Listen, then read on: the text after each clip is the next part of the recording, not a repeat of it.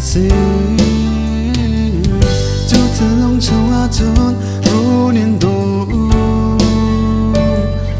bột nặng nang đi cha si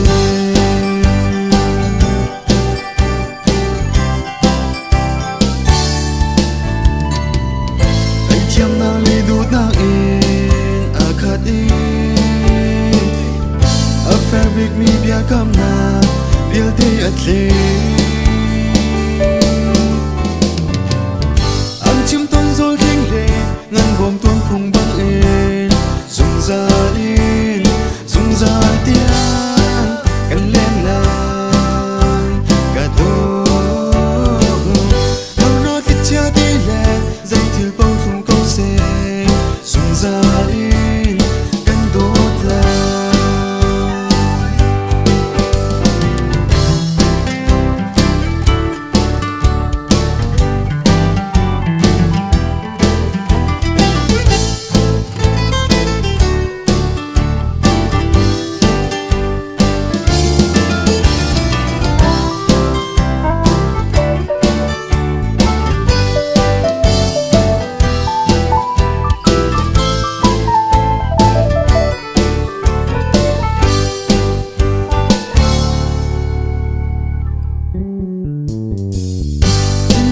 khá căn nghe chú chân lồng chú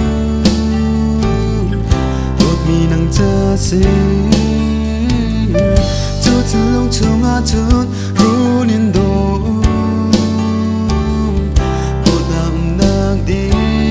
cha xí